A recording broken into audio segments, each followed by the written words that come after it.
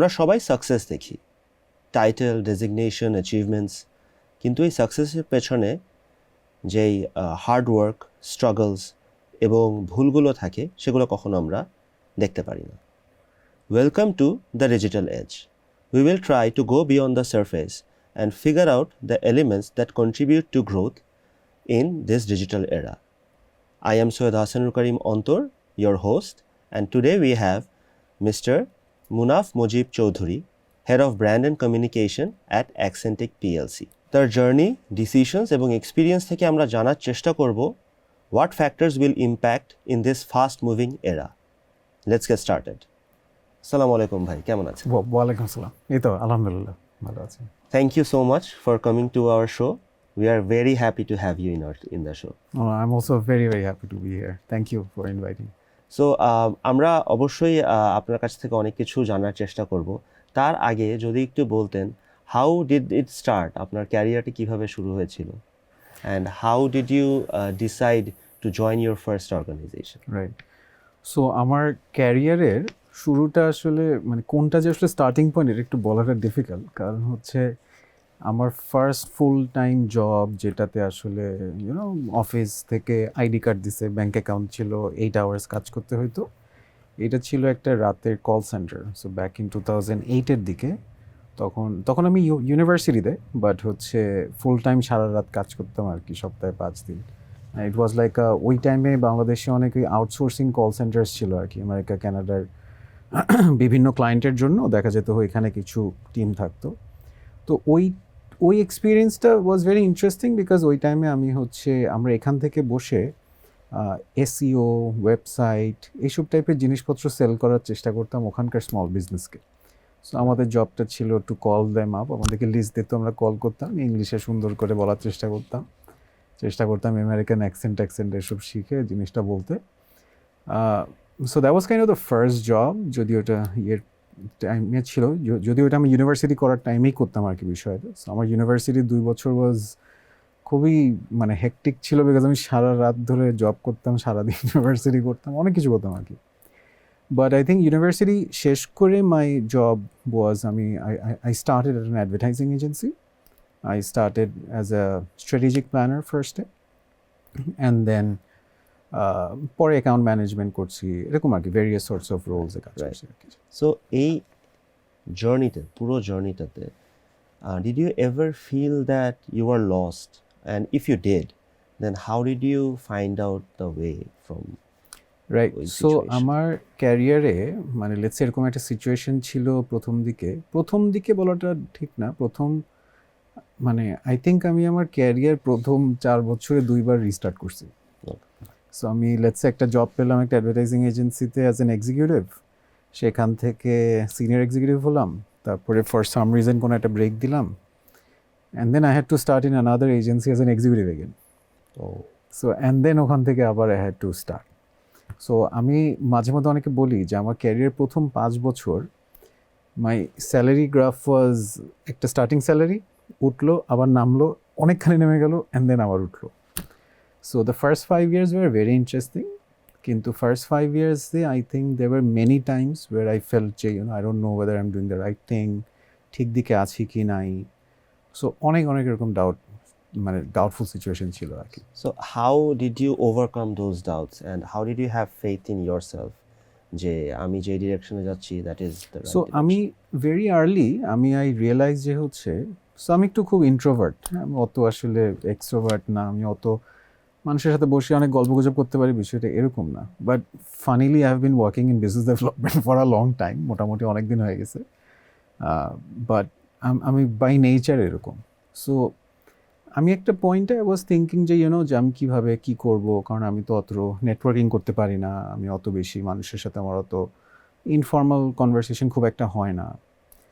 But very early I realise যে the only way I can break through is যদি I make myself very মানে কি বলবো যে মানে আমি যেন অন্যর কাজে আসি।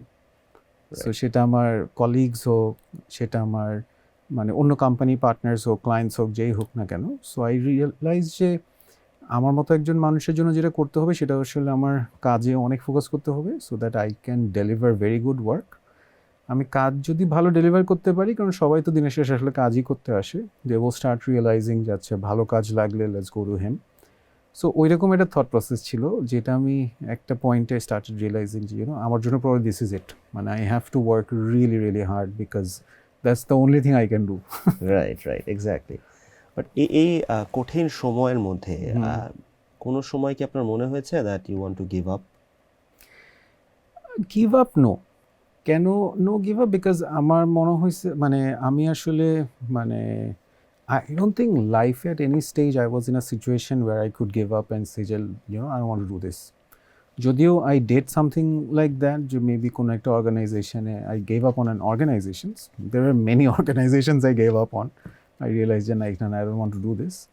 কিন্তু in general, no, because I always had a lot of responsibilities. So what do you think এই ডিফিকাল্টি পিরিয়ডে, যেটাকে আমরা স্ট্রাগল বলি, এই স্ট্রাগল পিরিয়ডে অথবা কনফিউজড পিরিয়ডে মানুষ সবচেয়ে বড় ভুলটা কি করে? আই থিঙ্ক ভুল যেগুলো করে তার মধ্যে একটা জিনিস থাকে যে people try to identify somebody যাকে দেখে সে মনে করে যে সে তো এরকম ভালো করতেছে, আমি তাহলে তার মতো ভালো করব। সো তখন যেই চ্যালেঞ্জটা হয় কি, যে আসলে at the end of the day আমরা প্রত্যেকজন তো ইন্ডিভিজুয়াল, আমাদের প্রত্যেকজনই স্ট্রেংথস আছে, উইকনেস আছে, এরকম আছে। বাট দেখা যায় যে আমি যদি আমার স্ট্রেংথে না প্লে করে, ধরেন আমি আপনার স্ট্রেংথ কোনটা, আপনি ইউ আর ভেরি সাকসেসফুল, আমি অনেক পিছায় আছি, আই স্টার্ট থিঙ্কিং যে আপনার মতো করে আমার কাজ করতে হবে কারণ আপনি তো খুব সাকসেসফুল।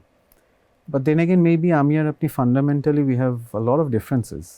সো আমার কাছে মনে হয় very early in their career অনেকেই আমি দেখি they try to identify somebody এবং তার মতো হওয়ার চেষ্টা করে উইথাউট প্রবাবলি অ্যাসেসিং। সবাই করে এরকম না, অনেকে I think do a very good job of assessing. I think without assessing যে আমি যেই মানুষটাকে মেন্টর মনে করতেছি বা যাকে আমি আইডিয়াল হিসাবে যাকে ফলো করতেছি, ওয়েদার তার শেয়ার আমি কি আসলে সেম টাইপের কি না, তার লাইফের স্টেজ আমার লাইফের স্টেজ, বা ওই টাইমে তার লাইফের স্টেজ আমার স্টেজ সেম ছিল নাকি, আই থিঙ্ক এই অ্যাসেসমেন্টটা একটু কম হয় আর কি আমার ধারণা। Absolutely rightly said. মানে যার স্ট্রেংথ অ্যান্ড উইকনেসেস তার কাছে। Right. So every individual is a very different Right. Human. এখন এই ইন্ডিভিজুয়ালস থেকে আমরা যদি রিলেট করি, এভরি ইন্ডিভিজুয়াল এখন এই যুগে uses AI. Right. AI has done a major breakthrough in all our lives. Absolutely. So আপনি ডেইলি লাইফে কোন কোন AI টুল ইউজ করেন অ্যান্ড কোন কোন ক্ষেত্রে ইউজ করেন? আই থিঙ্ক কোন ক্ষেত্রে, I think it's very hard to say কোন ক্ষেত্রে ইউজ করি না at this point because I think আমার যেহেতু মোটামুটি ফিলোসফি ওয়াইজ আমি একটু টেকনোলজিতে মানে থাকার চেষ্টা করি, নতুন টেকনোলজি আসলে ট্রাই টু আন্ডারস্ট্যান্ড এই টেকনোলজিটা করে কীভাবে ইউজ করব। সো আমি মোটামুটি মানে বেশ ভালো রকমই ইউজ করি। সো ইটস ChatGPT ইউজ করি, জেমিনাই ইউজ করি, তারপরে কোপাইলট, তারপরে আমরা নিজেরাও কিছু স্পেসিফিক এআই টুল নিয়ে কাজ করতেছি। যেরকম কয়েকদিন আগে was experimenting with this AI tool, এটার নাম হচ্ছে harvey.ai। সো এটা ইজ লাইক লিগাল কনসালটেন্ট, এআইটাই হচ্ছে লিগাল কনসালটেন্ট। অ্যাপারেন্টলি ওকে সেট আপ এমনভাবেই করা হয়েছে যে ও রাইট লিগাল অ্যাডভাইসই দিতে পারবে। So I was trying to see এরকম আগে I think almost in every case, like for example currently I'm trying to মানে পার্সোনাল লাইফেও আই থিঙ্ক মেনি সিচুয়েশনস, খাওয়া দাওয়া থেকে শুরু করে trying to get an advice, trying to plan things out, যে দিকতে যাবো কোন দিকে গেলে হবে।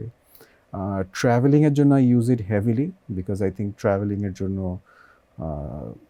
মানে for example I have become a fan of staying at various এয়ারবিএনবিতে। আর্লিয়ার ইট ওয়াজন্ট দ্যাট, পরে আমি গত কয়েক বছর এয়ারবিএনবিতে মানে কিছু দেশে এয়ারবিএনবিতে গেলে ভালোই লাগে, it feels very good. So যেরকম আমি একটু I use AI to compare, understand যে কোনটা কী করবো না করবো এরকম আর কি। I think they give very good advice. Fantastic. But do you think আমরা কোনো জায়গায় এটাকে ওভার ইউজ করতেছি অথবা ওভার এস্টিমেট করতেছি? আই থিঙ্ক আমরা ওভার এস্টিমেট তো ডেফিনেটলি করতেছি। অ্যান্ড আই থিঙ্ক আমরা যেহেতু মানে লেটস সে স্পেসিফিক্যালি যারা আমরা ক্যারিয়ারের শুরুর দিকে আছি অথবা যারা স্টুডেন্টস আছে, আই থিঙ্ক তাদের জন্য এটা একটা মেজর চ্যালেঞ্জ হতে যাচ্ছে কোথায়, যে যে for example we are trying to do anything and everything using AI, right? Specially স্কুলের অ্যাসাইনমেন্টস, যে কোনো কিছুর planning, everything.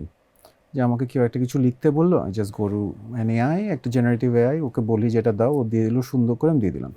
So I think এই ওভার ইউজেজের প্রবলেমটা হচ্ছে, যে ওভার ইউজেজের প্রবলেম হচ্ছে আমরা তো আসলে মানে আনলেস আমরা অ্যাক্টিভলি কাজ করতেছি, আমি তো আমার ব্রেইনকে আসলে খুব একটা কাজে লাগানোর চেষ্টা করতেছি না।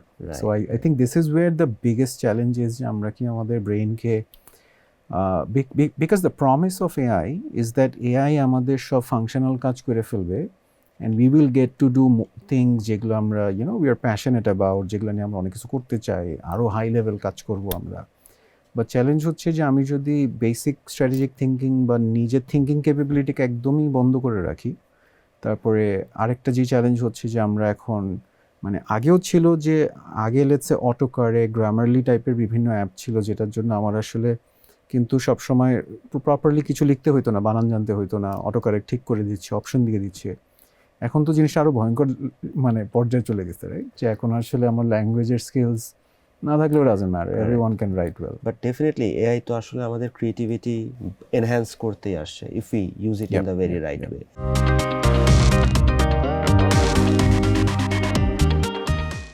There is a fear among young professionals যে এআই তাদের জব নিয়ে নিবে নাকি।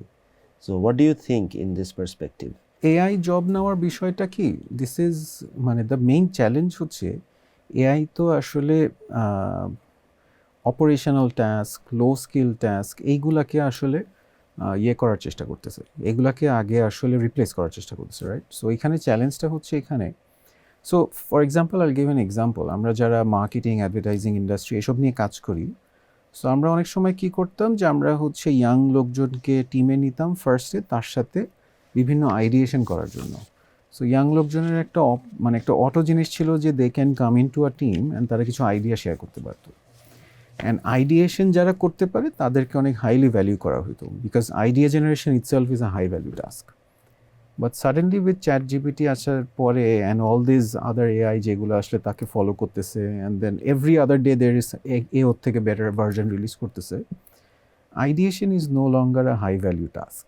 আইডিয়েশন করার এখন আর কোনো চ্যালেঞ্জই নাই, ইউ ক্যান বেসিক্যালি জেনারেট মানে unlimited number of ideas, basically এভাবে করে চিন্তা করলে। সো এইটা একটা বড় চ্যালেঞ্জ, বিকজ হচ্ছে আই থিঙ্ক এই ইয়াঙ্গার জেনারেশনের জন্য এই মানে প্রবলেমটা কোথায়, মানে প্রবলেমটা এভাবে করে চিন্তা করি, যে আসলে আমরা যারা এই ক্যারিয়ারে যেখান পর্যন্তই আসছি, আমরা কিন্তু আসার পিছনে একটা বড় কারণ হচ্ছে যে আমরা একটা টাইমে অপারেশনালি কাজগুলো করতাম, হয়তোবা আমি ফিল্ডে অনেক দৌড়াদৌড়ি করতাম একটা টাইমে, এখন হয়তো একটু কম ফিল্ডে দৌড়াদৌড়ি করি, বাট একটা টাইমে কিন্তু আমরা অনেক, প্রত্যেকজন আমরা যেখানেই আসি অপারেশনে অনেক কিছু করতাম, অনেক কিছু লিখতাম, এটা দিতাম, একটা ড্রাফটিং করে ফেলতাম, বা হচ্ছে একটা প্ল্যান ইনিশিয়ালি বানাতাম, বা কোথাও কাজটা করে আসতাম, একটা এক্সেল ফাইল দিল, ওইটা অঙ্কটা করতাম, মিলাইতাম, একটা রিপোর্ট বানাইতাম, যেটাতে কি হতো আমাদের কিন্তু ওগুলা করেই কিন্তু আমরা এক্সপিরিয়েন্সগুলো গ্যাদার করতে পারছি। এখন দ্য বিগেস্ট চ্যালেঞ্জ ইজ যে এআই যদি আসলে প্রথম 5 বছরের 3 বছরের কাজটাকে আসলে যদি অবসলিট বানায় ফেলে, then there is a major problem, যে তার মানে যারা ফ্রেশ গ্র্যাজুয়েটস তাদের ক্যারিয়ার শুরু করেই দেখবে যে ওর তো ইনিশিয়াল এক্সিকিউটিভ হওয়ার কাজটাই নাই, অ্যান্ড আনলেস ইউ আর ওই এক্সিকিউটিভ এক্সপিরিয়েন্সটা থাকে, then it's very difficult to become a manager, right? Because so you cannot just become a manager out of the blue, right? If you don't know the details, If you don't know the details, right? how can you make AI work for you? Exactly. So এইখানে একটা বড় challenge আছে, because হচ্ছে এখানে specially young professional student এদের জন্য একটা বড় চ্যালেঞ্জ আছে, সেটা হচ্ছে তারা যেই কাজটা করবে, 4-5 বছর ইউনিভার্সিটিতে অনেক পড়াশোনা করে ফার্স্ট জব পেলো, বা ফার্স্ট জবের পরে আরেকটা জব খুঁজতেছে, প্রবলেম হচ্ছে যে ওই কাজগুলোই তো অবসলিট হয়ে যেতে পারে। So this is a major concern আমার কাছে মনে হয়। Of course, there are ways to address this, but at least it's a concern that needs to be addressed, and acknowledged. Correct. So আমাদের প্রফেশনাল লাইফের সাথে সাথে আমাদের personal life has transformed in a great way throughout the last 8-10 years. Right. So what do you think a digital transformation personal life, what does it mean and how did it impact your life? So আমি যদি বলি, আমার লাইফের একটা বড় impact সবসময় থাকছে, যে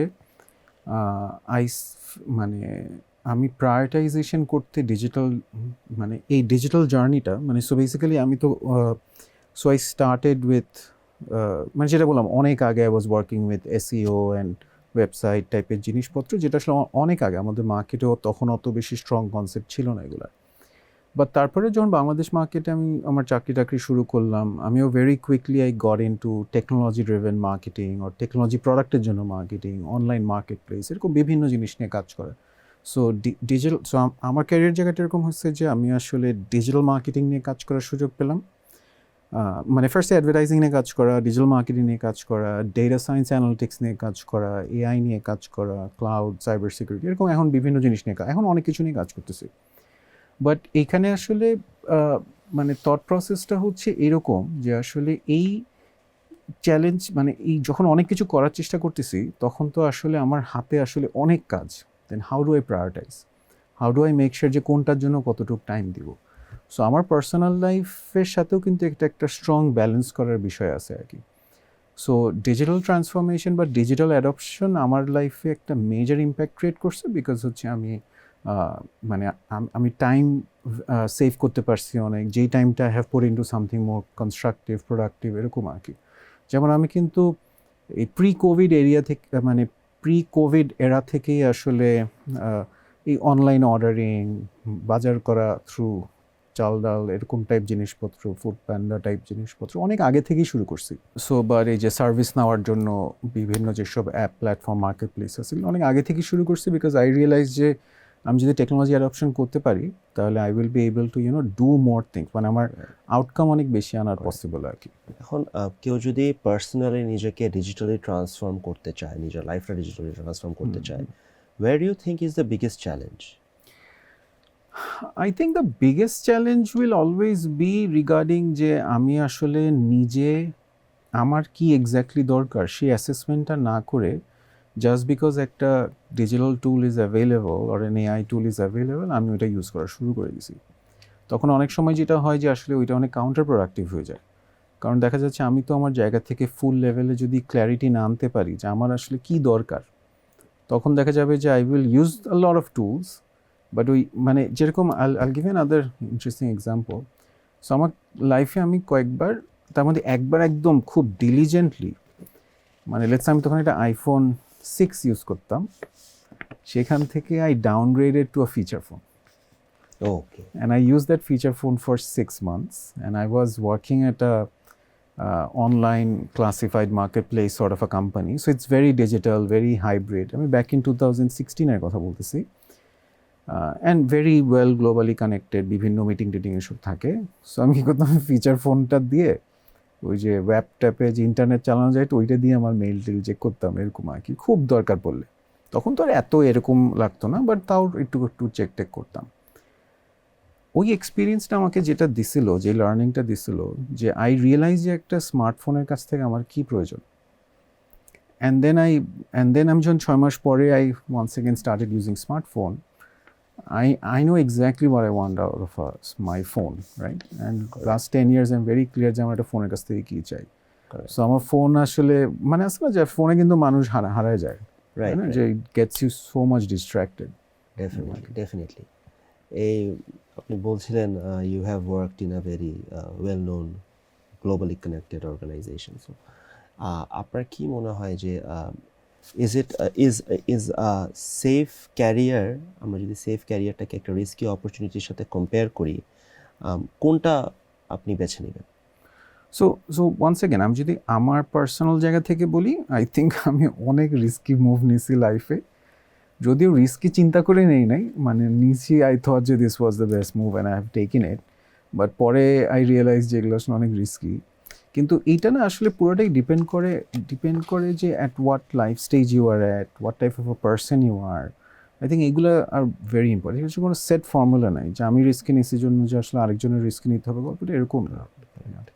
সো ডু ইউ থিঙ্ক, আপনার তো আসলে অনেকগুলো job you have switched, is there an ideal time to switch a job, like too early, too late? এই সো কনসেপ্টটা আমার কনসেপ্টটা এরকম। সো আমি ভেরি আর্লি আই রিয়েলাইজ যে আসলে আমাদের আগের জেনারেশনের কাছ থেকে যেটা শুনতাম যে একটা জব পেয়ে প্রথম 5-7 বছর কাজ করতে হবে, বুঝাইতে হবে, আমি ক্যারিয়ার শুরু করার পর আই রিয়েলাইজ যে probably the world is changing so fast যে এখানে আসলে ওই 5-7 বছর এক্সপেরিমেন্ট করাটা ইজ ডিফিকাল্ট আনলেস ওই জবটা আমাকে খুব মানে মানে it's keeping me on my toes যে ওই জবে এত ডিম্যান্ডিং যে আমি আসলে মানে I'll give an example. So আমি একটা অর্গানাইজেশনে 4 বছর ছিলাম। Every year felt like a new year, কারণ প্রতি বছরই এমন সব জিনিসপত্র নিয়ে আসতো মনে হতো আমি একটা নতুন চ্যালেঞ্জের মধ্যে পড়ছি। সো আই থিঙ্ক এই পার্টটা is important. So it's not about switching মানে জবস, ইটস মোর অ্যাবাউট যে আমি কি প্রতি বছর মানে যেরকম এক্সাম্পল আমি কি করি, আমি প্রতি বছর একটা চিন্তা করি যে আমি এই বছর এরকম এরকম কিছু জিনিসপত্র করবো। And I try to see যে এই বছর হচ্ছে আমি যে জবটাতে আছি সেটা আমাকে এই অপরচুনিটি দিচ্ছে নাকি, সেকেন্ড হচ্ছে আমি আরও যা বিভিন্ন জিনিসের সাথে ইনভলভ আছি সেগুলোতে আমি অপরচুনিটি পাচ্ছি নাকি, বা আমি আমার নিজের পার্সোনাল টাইম বের করতে পারতেছি নাকি।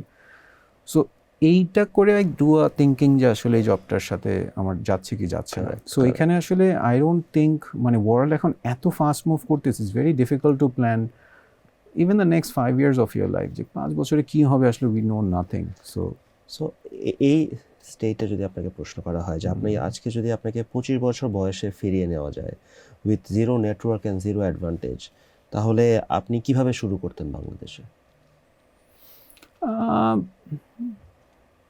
আই ফিল লাইক আমি যা করছি ওইটাই করতাম, কিন্তু I feel like I would have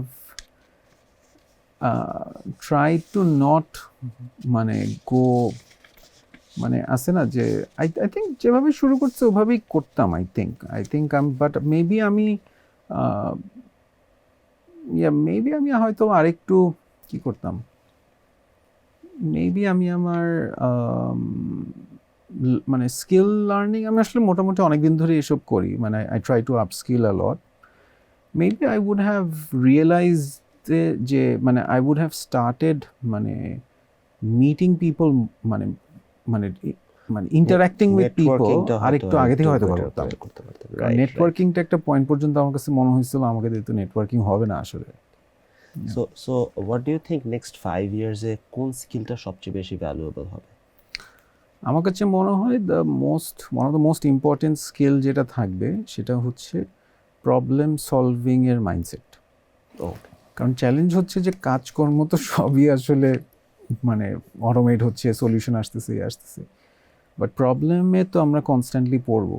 so you will need more and more people যাদের আসলে প্রবলেম সলভিং এর একটা মাইন্ডসেট থাকবে। প্রবলেম সলভিং মাইন্ডসেট কিন্তু সবার থাকে না, অনেকে ফিল লাইক যে না এটা আমার তো কাজ না, আমি কেন করবো, ওরকম টাইপের থাকে আর কি। আমরা এখন একটু র্যাপিড ফায়ার কোয়েশ্চেন্স নিব কয়েকটা। সো স্যালারি না লার্নিং? লার্নিং। রিস্ক না কমফর্ট? আমি তো ভেরি রিস্ক প্রোন আর কি, so I guess risk. Right. বড় কোম্পানি না startup? I would say startup. Okay. So would you prefer একটা বই নাকি রিয়েল লাইফ এক্সপিরিয়েন্স? এটা তো একটু বেশি ইন্টারেস্টিং হয়ে গেছে কোয়েশ্চেনটা। Probably real life experience at this point. Great. But very difficult to say কারণ বই তো is very good, অনেক পাওয়া যায়, কিন্তু আমার মনে হয় আমার লাইফ যেরকম ফাস্ট পেস তাতে রিয়েল লাইফ থেকে অনেক কিছু শেখা যায় আর কি। সো রিস্ক না regret? Risk. I don't think there is any space for regret. Is so 20 বছর বয়সে আপনার নিজেকে একটা অ্যাডভাইস যদি দিতে পারতেন, what would it be? Things will work out. মানে eventually things will work out. কারণ ওই টাইমটাতে মনে হইতো যে এইটা না হইলে তো ওইটা হবে না, ওইটা করলে তো এইটা মিস করে ফেললে এই পরের স্টেপটা পারবো না। মানে বিকজ আই থিঙ্ক ওই এইজটাতে আমাদের সবারই অনেক ডাউটস থাকে, মনে হয় যে অনেক ডাউটস থাকে আর কি। সো আমার কাছে মনে হয় যে I would have told myself don't worry, মানে go at your own pace and then things will work out. মানে তো টেনশন করার দরকার নেই আর কি। আই থিঙ্ক আমি একটা টাইমে অনেক চিন্তা করতাম, মানে অনেক টেনশন করতাম যে এটা হবে কি হবে না, এসব হবে, আর টেনশনগুলো আমি খুব নিজের মধ্যে রাখতাম। But I think I would say যে ডোন্ট ওয়ারি। এখন যেমন অত টেনশন করি না, এখন মনে হয় যাচ্ছে আল্লাহ কপালে যা রাখতে হবে, দেখা যাক। Thank you, Munaf bhai, for your valuable time and for the valuable insights you have shared from your experience. We have had a great time to have you in the show. আজকের conversation থেকে একটা জিনিস clear, সেটা হচ্ছে growth is not an accident, it is a combination of strategy, decisions and adaptability. Munaf ভাইয়ের experience থেকে আমরা যদি তিনটা টেকওয়ে নিতে চাই, আমাদের সেটা বলতে হবে to stay relevant, to stay adaptive and to keep on learning. This is me, Syed Hasan Kari Montor, signing off, and I will see you in the next episode of The Digital Edge. Till then, take care. Thank you.